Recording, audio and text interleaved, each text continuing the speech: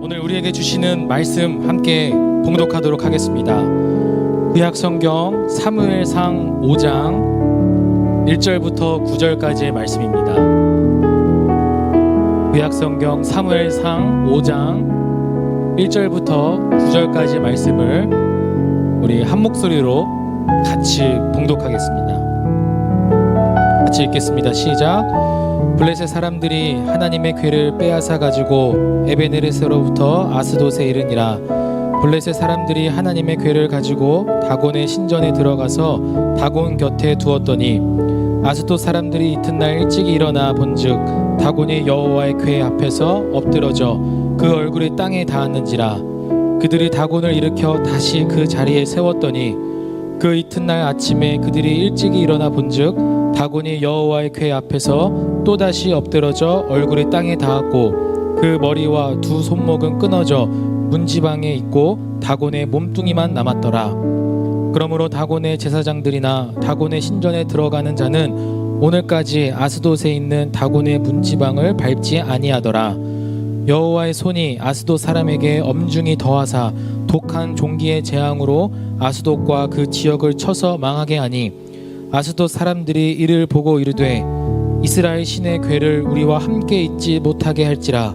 그의 손이 우리와 우리 신 다곤을 친다 하고 이에 사람을 보내어 블레셋 사람들의 모든 방백을 모으고 이르되 우리가 이스라엘 신의 궤를 어찌하랴 하니 그들이 대답하되 이스라엘 신의 궤를 가드로 옮겨가라 하므로 이스라엘 신의 궤를 옮겨갔더니 그것을 옮겨간 후에 여호와의 손이 심히 큰 환난을 그 성읍에 더하사 성읍 사람들의 작은 자와 큰 자를 다 쳐서 독한 종기가 나게 하신지라.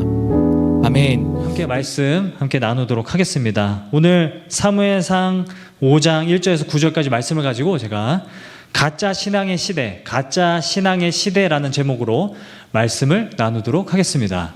여러분, 제가 지난 3번에 걸쳐서 가짜 시대에 관한 이야기를 함께 나눴습니다. 그래서 가장 처음에는 가짜 위로의 시대라는 주제로 말씀을 나눴고요.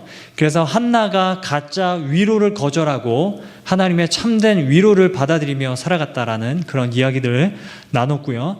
또 두 번째는 또 가짜 평안의 시대에서 사무엘이 그 가짜 평안을 거절하고 하나님이 주시는 온전한 평안을 누리며 추구하며 주변 사람들을 돌아보며 나아갔다라는 말씀을 함께 나눈 적이 있습니다. 그리고 오늘은 이제 마지막으로 가짜 시대 마지막 세 번째 가짜 신앙의 시대라는 제목으로 함께 말씀을 좀 나누기를 원합니다.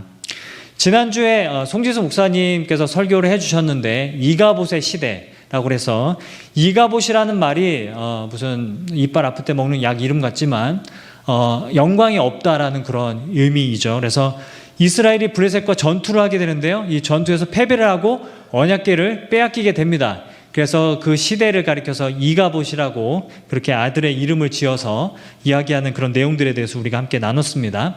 여러분, 사무엘상 5장을 우리가 이제 보게 되는데 5장 2절을 먼저 우리가 함께 보게 되면요.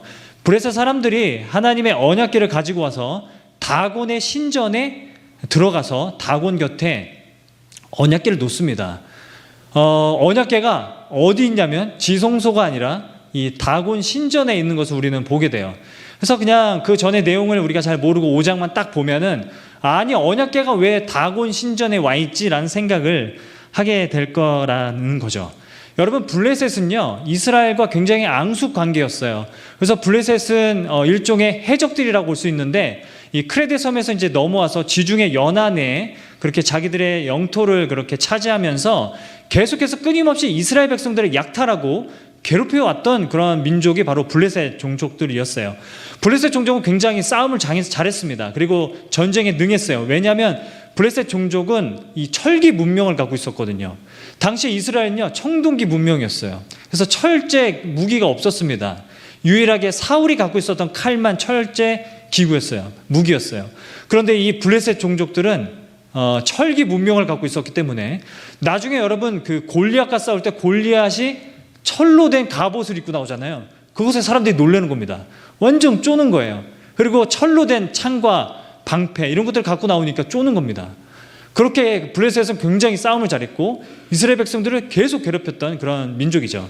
오래전에 삼손이 한번 블레셋에게 잡혀가가지고 그 다곤 신전을 무너뜨린 적이 있습니다. 그럼에도 불구하고 계속해서 블레셋은 이스라엘 백성들을 계속 괴롭히고 약탈해 왔다라는 거예요.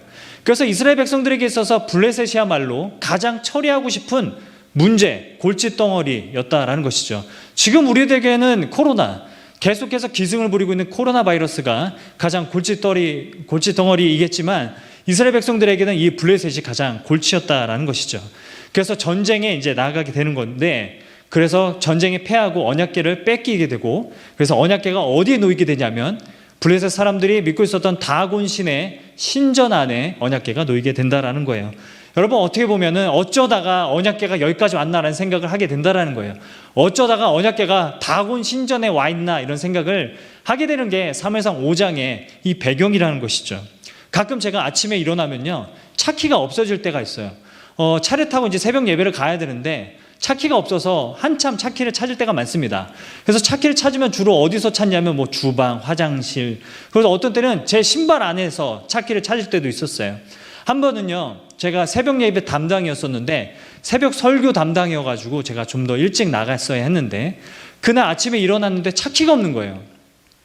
그래가지고 차에 내려가 봤습니다. 혹시 차에 꽂혀 있나? 막 들여다봤는데 없는 거예요. 다시 올라왔어요. 집안을 온 곳을 다 구석구석 찾아봤는데도 차키가 없는 겁니다. 큰일 났다. 어떡하지? 그래가지고 자고 있는 애들 한 명 한 명 다 깨웠습니다. 야, 일어나봐. 차키, 아빠 차키 가지고 갔어? 모르겠대요. 다 애들이 그렇게 자는 거예요. 그래가지고 암만 차키를 찾는데 막 장난감 통도 뒤져보고 막 신발 안에도 막 뒤져보고 그랬는데 없는 거예요. 진짜 없어졌구나. 그리고 그 새벽 4시에 교회로 뛰어갔습니다. 뛰어가가지고 새벽 예배를 그렇게 막 간신히 막 헉헉거리면서 그렇게 인도하고, 그리고 이제 집으로 오면서 차키가 없어졌구나. 차키를 다시 서비스 발급 이제 신청을 해야겠다. 그리고 이제 집에 돌아왔어요. 그날 저녁에 이제 제가 혹시 몰라서 아이들에게 혹시 아빠 차키 못 봤어? 라고 물어보니까 막내가 숨겼다라는 거예요. 막내가 옷장 안에 그걸 넣어놓은 거예요. 거기 왜 차키가 옷장 안에 들어가 있습니까? 너무 황당한 거죠. 근데 막내니까, 아직 애기니까 너무 귀여워가지고 혼내지 못했던 그런 상황들이 있어요. 가끔 제 물건이 없어질 때가 굉장히 많습니다. 그래서 어디 가나 찾아보면은 막 제 노트북 위에 막 먹던 고구마가 막 올려져 있고, 막 거기에 그릇이 올려져 있고, 그럴 때가 굉장히 많다라는 거죠. 이렇게 제가 가지고 있는 물건만 없어지고 제 위치에 없어도 황당한데, 하나님 보시기에 언약궤가 지성소가 아니라 다곤 신전에 있다는 것은 정말 황당할 노릇이라는 것이죠. 여러분, 언약궤를 여러분 전쟁터에 가지고 나가려면요, 대단히 수고스러웠습니다. 왜냐하면 성막 문을 통과해야 되죠. 성소 안으로 들어가야 되죠. 지성소 안으로 또 들어가야 되죠. 여러분, 지성소가 어떤 곳인 줄 아세요? 1년에 딱 한 번만 대제사장이 제물의 피를 가지고 들어갈 수 있었던 곳이 지성소였어요. 거기까지 들어가서 언약궤를 가지고 나가가지고 전쟁터까지 끌고 오는 그 수고스러움을 했다라는 것이죠. 그걸 왜 가지고 나가가지고 그걸 뺏겨가지고 또 그걸 왜 다곤 신전에 그게 와 있나라는 생각을 하게 된다라는 겁니다.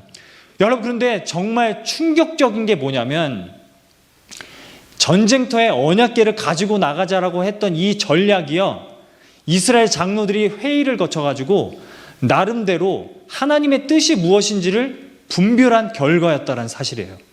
이게 저는 너무 충격적이었습니다. 지난주 나눈 말씀이긴 하지만 사무엘상 4장 2절을 보게 되면요, 이스라엘 장로들이 이르되 여호와께서 어찌하여 이 전쟁에서 우리를 패배하게 하셨는고 한참 고민을 합니다. 그리고 답을 내려요. 언약궤를 가져가자.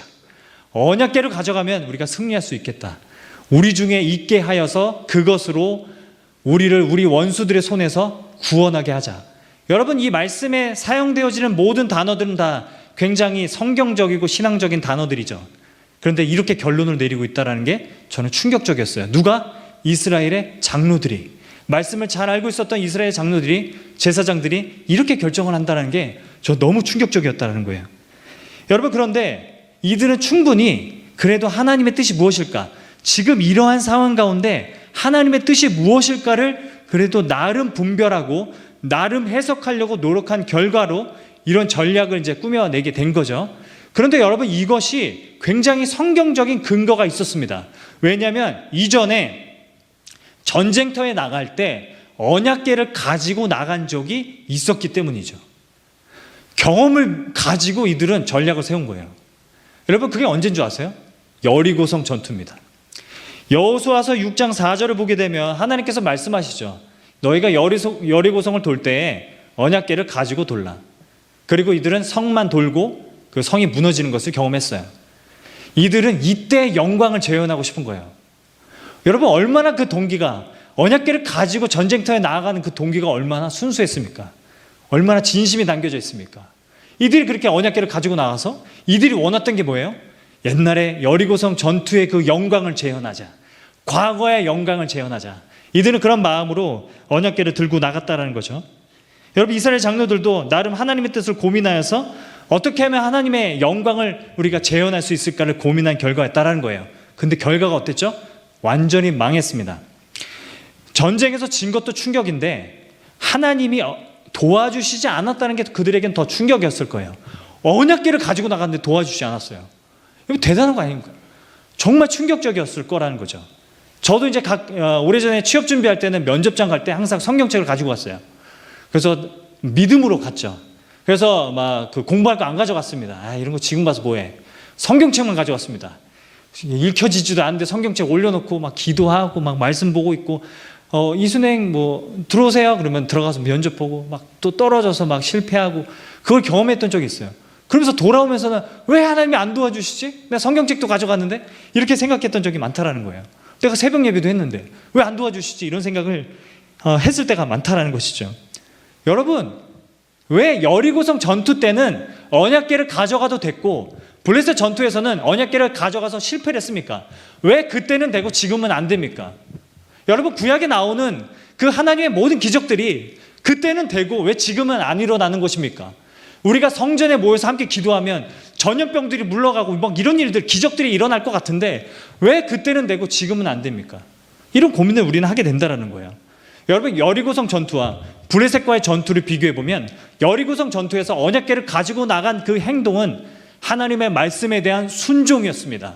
내가 먼저 가서 여리고성을 내가 심판할 것이니 너희는 나를 믿고 신뢰하며 따라가라고 하신 하나님의 말씀에 대한 순종으로 언약궤를 가지고 나간 거죠. 하지만 블레셋 전투에서는 어떻습니까? 자기들의 뜻을 이루기 위해서 하나님을 끼워 맞춰서 하나님을 조종하려고 했던 거죠. 순종이 아니라 조종이었습니다. 그렇기 때문에 실패를 하게 되었다라는 거예요. 여러분, 이스라엘 장로들을 무시하면 안 됩니다. 성경을 몰랐구나, 율법을 제대로 몰랐구나, 이렇게 무시하면 안 됩니다. 이들은 정말 하나님의 말씀에 대해서 잘 아는 사람들이었고 경험도 있었던 사람들이었어요. 이들은 정말 잘 아는 사람들이었어요. 그런데 이들이 왜 이런 결정을 했을까? 그것은 이들에게 없는 것이 있었는데, 그것 무엇이냐면 분별력이 없었다는 거예요. 분별력을 갖추지 못하고 있었다는 것이 문제였습니다. 지식과 경험은 있어요. 근데 그것들을 어떻게, 지금 상황에서 어떻게 사용해야 되는지 지혜도 없고 분별력도 없었기 때문에 그들은 패하게 된 것이죠. 지혜가 없는 것이 문제고 분별력이 없는 것이 문제라는 것입니다. 여러분, 제가 오래전에 신대원을 다닐 때, 그때 이제 송지수 목사님도 저랑 동기니까 그때 있었겠지만, 신대원에서 이 송전탑 문제로 시위를 한 적도 있습니다. 신학생들이 모여서 시위를 한 적들이 있어요. 송전탑이 그 한국전력공사의 처음 계획과는 달리 너무 학교와 가깝게 그렇게 이제 송전탑이 이제 건축이 막 되어 가는 거예요. 그래서 이제 그 신학생들이 막 시위를 하기 시작했죠. 어떻게 그러냐, 막 그 전자파 때문에 우리 다 막 백혈병 걸린다, 막 이러면서 막 진짜 그렇게 막 시위를 했던 적이 있었어요. 근데 제가 마음이 좀 불편했던 게 뭐냐면, 저도 그 시위에 참여를 했는데 찬송가를 부르는 거예요. 찬송가를 부르면서 통성기도를 하면서 대적기도는 아니었겠지만 그렇게 막 저는 대적기도를 했습니다. 그렇게 막 기도하면서 시위를 하고 있는 모습이 여전히 마음이 불편했던 거예요. 찬송가를 부르는데 그게 정말 찬송가일까? 그게 정말 하나님을 높이는 찬송가일까? 아니면 찬송가를 이용하는 걸까? 라는 생각을 이때 하게 되었다는 거죠. 그때 마귀들과 싸울지라 죄악 벗은 형제여, 이런 찬송가 막 불렀단 말이에요. 도대체 그 찬송가를 부르는 의미가 도대체 마귀가 누구라는 건가? 뭐 전자파를 향해서 마귀라고 하지는 않았을 거 아니에요. 이런 생각을 하게 됐다는 거죠. 한국교회 모습들을 보면, 코로나 이후로 한국교회에 나타나는 그런 모습들을 보면 정말 눈살을 찌푸리게 하는 그런 일들을 우리가 보게 됩니다. 다 봤습니다. 어떻게 이해를 해야 될지 모르는 그런 현상들을 우리는 보고 있습니다. 참 다양한 신앙의 모습들이 있구나, 참 특이한 신앙의 모습들 결이 있구나 라고 치부해버리기는 너무 비상식적인 그런 행동들도 우리는 많이 보고 있다는 거예요. 다 하나하나 열거하지 않겠지만 왜 그럴까? 같은 하나님을 믿고 같은 성경책을 우리가 읽고 있는데 왜 그렇게 다른 결정들을 할까? 이런 생각을, 이런 고민들을 우리는 하게 된다는 거예요. 어떻게 십자가를 들고 시위하는 데 나갈 수 있을까? 어떻게 찬송가를 부르면서 시위하는 데 나갈 수 있을까? 이런 생각을 우리는 하게 된다는 거죠. 어떻게 시위하는 그 현장 가운데서 하나님 까불면 나한테 죽어, 이런 말을 할 수 있을까 하는 생각을 하게 된다는 거죠. 이 모습이 그냥 언약궤를 전쟁터에 끌고 나가는 그 모습과 다르지 않다라는 생각을 하게 됐다는 거예요. 왜 이걸 어떻게 우리가 이해를 해야 될까요?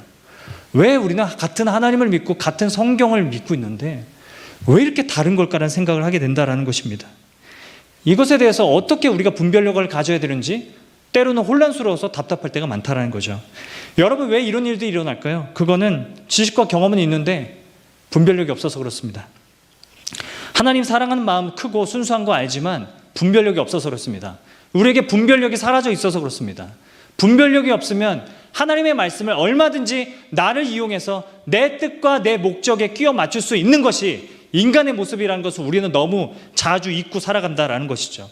하나님의 뜻에 대한 올바른 해석과 올바른 분별력을 상실해버리면 우리는 자꾸만 과거의 영광에 집착하게 됩니다. 과거의 모습에만 집착하게 되고 현상에만 주목하게 되는 것이죠. 그래서 우리에게는 분별력이 너무 필요하다는 거예요. 여러분, 사무엘상 4장과 5장이 우리들에게 무엇을 말씀하시는가? 그것은 하나님의 뜻에 대한 분별력 없이 과거의 경험과 지식만 가지고 그것에 의존해서 열심을 낸다면 그 열심이 가짜 하나님을 만들어내고 가짜 신앙을 만들어내는 열심이 될 수도 있다는 것을 우리들에게 말씀하고 있다는 겁니다. 여러분, 무엇이 분별력을 사라지게 만들까요? 무엇이 분별하지 못하게 방해할까요? 여러분, 우리는 왜 분별력을 갖지 못하는 걸까요? 많은 사람들은 왜 분별력을 갖지 못하는 걸까요? 그냥 성경이 너무 이해하기 어려운 책이어서? 시대와 문화가 다르기 때문에 우리가 너무 이해하기 어려워서? 잘못 배워서? 잘 몰라서? 단순히 그런 문제일까요? 그렇지 않습니다, 여러분. 가장 중요한 문제는 무엇이냐면 분별력을 방해하는 가장 중요한 문제는 우리 안에 있는 죄악과 욕심이라는 거예요. 우리 안에 있는 죄악과 욕심이 하나님의 말씀을 옳게 분별하게 하는 것을 방해합니다. 우리의 눈을 가려버립니다. 그래서 하나님의 말씀도 얼마든지 자기의 목적과 자기의 욕심과 자기의 뜻을 이루는 데 있어서 마음대로 사용할 수 있는, 얼마든지 그렇게 살아갈 수 있는 존재가 우리 자신들이라는 사실을 우리는 너무 쉽게 잊어버리고 살아가고 있다는 것이죠. 얼마든지 말씀을 편향되게 이용할 수 있고 해석할 수 있다는 위험성이 있다는 것을 우리는 기억해야 합니다. 이것은 역사적으로 봐도 그래요. 여러분, 이단들이 왜 그렇게 많이 생겨나게 되었는가? 여러분, 왜 이렇게 우리 주변에 이단들이 많은가? 여러분, 신천지도 그렇고 통일교도 그렇고 많은 수많은 하나님의 교회도 그렇고 수많은 이단들, 그 교주들은요, 한때는 성경을 많이 읽었던 사람들이에요. 성경에 대해서 정말 사실 잘 알아요. 지식에 대해서는 많이 압니다. 경험도 있습니다. 이만희 같은 사람은 정말 한때는 정말 말씀을 정말 열심히 읽었던 때도 있었대요. 그리고 열심히 며칠을 금식해서 기도했던 그 때도 있었대요. 경험과 지식은 있는데 분별력이 없는 거예요. 자기 안에 있는 죄성과 욕심, 스스로 주인이 되고자 하는 그 죄성을 성령의 도우심을 통해서 억누르지 않으면 여러분, 우리는 쉽게 말씀을 그냥 나를 위해서 이용할 수 있게 된다라는 겁니다. 여러분, 그래서 우리는 성령의 도우심이 필요한 거예요. 성령의 도우심을 가지고 말씀을 대하고 말씀을 해석하려고 하고 말씀을 분별하려고 하고 진리를 분별하려고 하는 그 노력이, 사명이 지금 우리들이 살아가는 이 시대에 주어져 있다는 사실을 우리는 기억해야 한다는 겁니다. 그래서 바울이 로마서 12장에서 이런 말씀을 하는 거예요. 로마서 12장 2절 말씀을 보게 되면은 이렇게 얘기합니다. 너희는 이 세대를 본받지 말고 오직 마음을 새롭게 함으로 변화를 받으라고요. 그래야 분별할 수 있다고요. 마음을 새롭게 해야 한다고요. 우리 죄악과 욕심과 자기중심성으로 가득 찬 우리 마음을 날마다 말씀 앞에서 성령의 도우심을 통해 날마다 새롭게 하지 않으면 시대를 분별할 수 없습니다. 진리를 분별할 수 없습니다. 요즘 얼마나 가짜 정보들이 많은 시대입니까? 우리가 진리를 분별하고 진실을 분별하기 위해서는 우리의 마음을 늘 바꾸며 우리가 말씀 앞에 서는 것이 중요합니다. 우리가 주일마다 왜 이 예배당에 모이고 각자의 초소에서 온라인 예배를 드린 줄 아십니까? 마음을 새롭게 하기 위해서입니다. 마음이 쉽게 우리의 욕심과 죄성과 타협하기 쉬우니까 우리의 마음을 새롭게 하여서 우리가 진리를 분별하고 진실을 분별하면서 살아갈 수 있도록 우리가 말씀 앞에 서기 위해서 예배를 드리고 있다는 거예요. 분별력을 갖기 위해서는 우리 마음에 죄악이 끊임없이 우리를 방해할 수 있다는 것 사실을 기억하고 우리의 마음을 기경하면서 마음을 늘 살피는 것이 중요하다는 것이죠. 제가 오래전에 읽었던 책인데요, 존 메가더 목사님이 쓰신 진리 전쟁이라는 책을 읽은 적이 있어요. 신학을 이렇게 시작하게 되면서 읽었던 책이었는데 그 책에서 이렇게 얘기해요. 이 시대에 영적인 전쟁이 있다면 그것은 거짓이 난무하는 이 시대 가운데서 무엇이 진리인지를 분별해내는 싸움이다. 여러분, 우리에게 주어진 싸움이 있다면요, 어떤 막 보이지 않는 영적인 존재들과 막 싸우는 그런 싸움이 아니라 진리를 분별해내는 그런 싸움을 우리가 싸워야 한다는 거예요. 그러기 위해서는 우리 안에 영적인 분별력을 늘 갖는 것이 중요하다는 거예요. 그래서 필요한 게 무엇입니까? 성령의 도우심이라는 겁니다. 성령의 도우심을 통하여서 우리가 영적인 분별력을 가지고 말씀을 대하고 진리를 분별하기 위해서 노력해야 한다는 것이죠. 여러분, 오래전에 종교개혁이 일어났을 때 로마 카톨릭 교회 안에만 갇혀 있었던 이 성경이 성도들에게 보급되는 것이 성도들에게 성경이 보급되는 것이 종교개혁이었습니다. 그런데 이제는 또 한 번의 종교개혁이 일어나고 있다는 거예요. 그게 뭐냐면 이제는요, 각자가 주어진 성경을 가지고 각자 신학을 해야 돼요. 각자 신학을 해야 되는 그런 시대를 우리가 살아가고 있다는 겁니다. 여러분, 각자 성경을 가지고 성경적 가치관을 구축해 가야 돼요. 여러분, 이거를 다른 사람에게 맡기면 안 됩니다. 그냥 무조건 목회자에게 맡기면 안 됩니다. 여러분, 제가 언제 어떻게 변질될 수 있을지 몰라요. 그렇다고 벌써부터 의심할 필요는 없습니다만 어떻게 제가 될지 몰라요. 그렇기 때문에 여러분이 비판적인 정신으로 성경을 대하면서 여러분이 성경적인 가치관을 구축해 가야 하는 그런 시대를 살아가고 있다고요. 코로나로 인해서 우리가 모이는 게 어려워졌어요. 여러분, 지금은 개인 영성의 시대예요. 여러분, 개인 영성을 우리가 추구해야 됩니다. 혼자 있는 시간에 하나님의 말씀을 묵상하고 이 진리를 옳게 분별하기 위해서 성령께 도우심을 구하면서 그렇게 살아야 해요. 불안하죠. 하지만 성령이 우리와 함께 하시고 도우신다는 사실을 기억해야 한다는 거예요. 여러분, 얼마나 많은 온라인 정보, 그리고 온라인 예배뿐만 아니라 온라인 강의, 그리고 얼마나 많은 거짓 뉴스들과 이런 온라인 그런 데이터들, 정보들이 많습니까? 여러분, 이 시대에 우리가 정신을 똑바로 차려야 될 것은 정보를 늘 비판적으로 볼 줄 알고 분별하는 능력을 갖추는 게 중요하다는 것입니다. 여러분, 요즘에 그 책도 나왔는데 포스트 트루스라는 그런 말이 있어요. 포스트 트루스. 그러니까 사람들은 더 이상 진실에 대해서 관심이 없고 여론에 대해서만 관심이 있는 겁니다. 그러니까 사람들이 여론적으로 어떻게 생각하는가, 이것이 진실보다 더 중요하다고 여기는 그런 시대를 살아가고 있다는 거예요. 그래서 여러분, 이 시대에 정보의 그런 홍수 시대에 우리가 늘 기억해야 될 것은 진실을 분별하고 진리를 분별해내는 그런 일이라는 것입니다. 정말 힘들고 어려운 싸움이지만 우리 이 시대에 우리가 붙잡고 나아가야 되는 그러한 진리 전쟁인 줄을 믿습니다. 여러분, 사무엘상 5장은요, 가짜 신들, 가짜 신앙이 판을 치고 있는 그 시대에도 하나님은 여전히 변함없이 말씀하시고 일하신다는 것을 보여줍니다. 그래서 사무엘상 5장을 보게 되면 5장 6절을 보게 되면 여호와의 손이 일하십니다. 여호와의 손이 일하시기 시작한다는 내용들이 계속해서 5장 안에 반복되어집니다. 여러분, 사무엘상 5장에 반복되는 표현이 있다면 여호와의 손이라는 뜻이에요. 말이에요.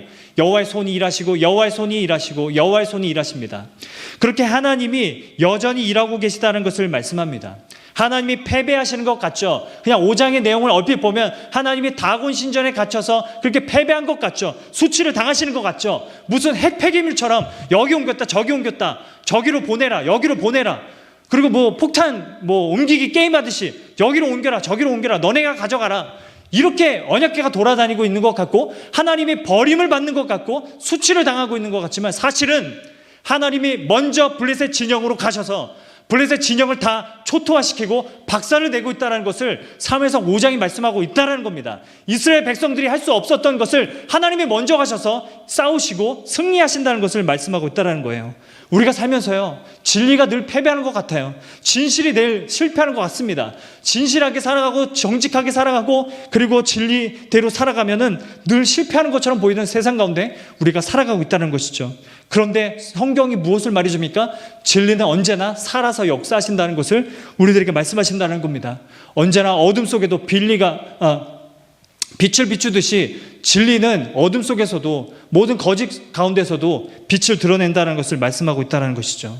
그리고 사무엘상은 이 믿음으로 나아가는 한 사람을 조명합니다. 그게 누구냐면 다윗입니다. 여러분, 다윗이 나중에 골리앗과 싸움을 하게 됩니다. 블레셋 전투에 참여하게 됩니다.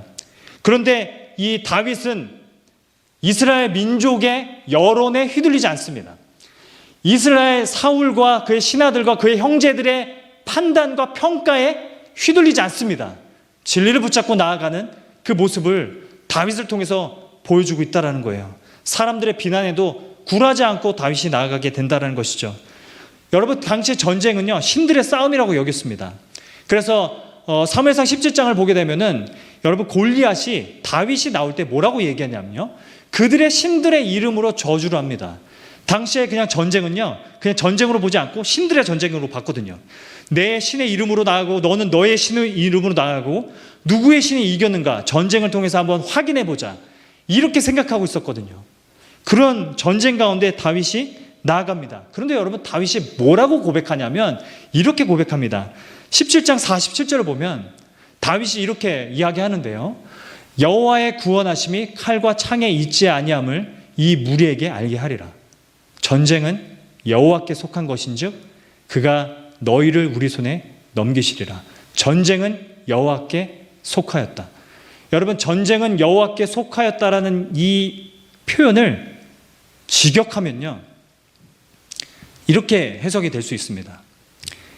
이 전쟁은 하나님이 이미 오래전에 승리하신 전쟁이다. 지금 다윗이 골리앗에게 나갑니다. 골리앗에게 뭐라고 얘기하냐면, 똑똑히 봐라, 이 전쟁은 하나님이 이미 오래전에 승리하신 전쟁이다 라고 나아가는 내용이라는 것이죠. 다윗이 붙들었던 진리가 무엇입니까? 그것은 이것입니다. 하나님이 이미 오래전에 다곤 신전 안에 언약궤 가운데 들어가셔서 그곳에 다곤 신상의 머리와 손목을 잘라내시고 우상을 깨뜨려 버리시고 블레셋 지역들을 초토화시켰다는 그 사실을 다윗이 기억해내고 그 사실을 붙들고 나아간다는 거죠. 그래서 골리앗에게 외치는 겁니다. 이 전쟁은 하나님이 이미 오래전에 승리하신 전쟁이다. 이렇게 다윗이 담대하게 나아가게 된다라는 것입니다. 여러분, 성경은요, 다윗의 후손 예수 그리스도에 대해서 이야기합니다. 임재의 상징인 언약궤가 아니라, 임재의 상징이 아니라 하나님의 임재의 그 자체이신 예수 그리스도께서 비록 사람들에게 넘겨지시죠, 비록 십자가에 매달려서 벌거벗겨진 채로 죽음을 당하시죠, 패배한 것처럼 보이죠. 하지만 예수 그리스도께서 부활하심으로 모든 승리를 또 쟁취하신다는 것이 복음이라는 것이죠. 그래서 여러분, 이 복음을 믿고 살아가는 사람들의 특징은 무엇이냐면 하나님이 우리 인생 가운데 이미 먼저 가셔서 승리하셨다는 것을 기억하고 살아가는 사람들이라는 거예요. 이 사실을 믿고 우리가 담대하게 살아가는 것이 복음대로 살아가는 것인 줄을 믿습니다. 여러분, 수없이도 수많은 거짓 정보로 가득한 세상 가운데 살아가고 있죠. 거짓된 신앙들이 많이 보입니다. 거짓된 신들이 많이 보입니다. 거짓말 속에서 우리는 살아갑니다. 사람들이 진실을 알려고 하기 전에 여론만 듣고 오해하고 비난하는 일들이 얼마나 많습니까? 여러분, 어느 한 사람이 찾아와서 진상을 규명하는 일이 하나도 없고요, 사람들은 여론에만 집중합니다. 그래서 진실에 대해서 관심을 갖기보다는 그냥 많은 사람들이 어떻게 생각하나에 더 집중합니다. 여러분, 그런 시대 가운데 우리가 진실을 붙잡고 진리를 분별하며 살아가는 그런 싸움을 우리가 해야 되는 줄을 믿습니다. 여러분, 주변 청년들의 이야기를 들어보면 많은 오해와 누명들, 온갖 뒤에서 얘기되어지는 술수와 험담들, 다른 사람들의 평가들, 다른 사람의 시선들, 뒷담화 속에서 억울해하며 살아가는 청년들이 굉장히 많은 것을 제가 많은 청년들을 만나면서 늘 들어왔어요. 세상의 조롱 앞에서 낙심하는 청년들도 얼마나 많습니까? 너는 안 된다. 그렇게 살면 안 된다. 이런 거짓된 정보와 거짓된 판단과 거짓된 가르침 속에서 우리 청년들이 살아가고 있다는 현실이에요. 여러분, 그럴 때 우리가 어떻게 살아가야 합니까? 복음을 붙들고 살아가야 한다는 거죠. 복음이 무엇입니까? 복음은 사람들의 평가보다 하나님의 평가를 더 신뢰하는 겁니다. 사람들의 판단보다 하나님의 판단을 더 신뢰하며 살아가는 것이, 그것이 복음으로 살아가는 일인 줄을 믿습니다. 말씀을 맺겠습니다. 여러분, 아무리 여러분 이 시대가요 정말 가짜로 가득하고 가짜 평안, 가짜 위로, 우리가 얼마나 그것들을 누리면서 그것들에 취해서 살아갑니까? 얼마나 가짜 위로들이 많습니까? 여러분 쉽게 위로를 받잖아요. 여러분 그냥 유튜브만 키면 위로를 받는 영상들이 많잖아요. 여러분 세상 가운데서 여러분이 그래도 나름대로 위로를 얻는 것들이 많잖아요. 그럼 가짜 위로만 우리가 얻으면서 그냥 근근히 살아가고 있는 모습이 우리의 모습 아니겠습니까? 가짜 평안의 모습들, 우리가 나만 좋으면 다 좋은 것처럼 여기면서 그렇게 살아가는 가짜 평안의 모습들, 무기력한 가운데 내가 해야 될 일은 산적에 쌓여져 있는데 그것들을 생각하기 싫어하고 그렇게 살아가고 있는 모습이 우리의 모습이지 않습니까? 거짓된 그런 신앙의 시대 가운데서 사람들이 자기의 유익이 되는 대로 말씀을 해석하고 자기에게 유리한 대로 말씀을 이해하면서 그것을 마치 진리인 것처럼 말하고 있는 이 시대 가운데 우리가 어떻게 살아가야 될지 참 막막합니다. 저는 저희 아이들이 이 시대 가운데 어떻게 진리를 붙들고 살아갈지 아이들의 모습을 보면 참 짠합니다. 지금도 이렇게 어려운데 우리 아이들이 커서 정말 온전한 복음을 붙들고 살아갈 수 있을까? 정말 온전한 진리를 붙들고 살아갈 수 있을까? 그렇게 세상이 그냥 호락호락 내버려 둘까? 이런 생각을 많이 하게 된다는 거예요. 너무 답답합니다.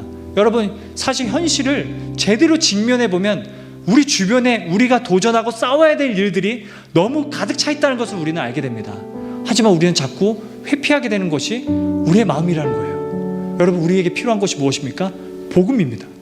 예수가 우리보다 먼저 가셔서 승리하셨다라는 복음, 그 복음을 붙들고 우리가 살아가지 않으면 우리는 너무 쉽게 다른 사람들의 말과 다른 사람들의 여론과 이런 것들에 휩싸여서 쉽게 낭망하고 좌절하고 좌절에 빠져 살아갈 수 있게 된다는 것이죠. 예수님께서 말씀하십니다. 요한복음 16장 33절 말씀, 세상에서는 너희가 환난을 당하나 담대하라, 내가 세상을 이겨노라. 예수님께서 이렇게 말씀하시는 겁니다. 내가 먼저 너희들의 삶을 먼저 가서 이겨놓았단다.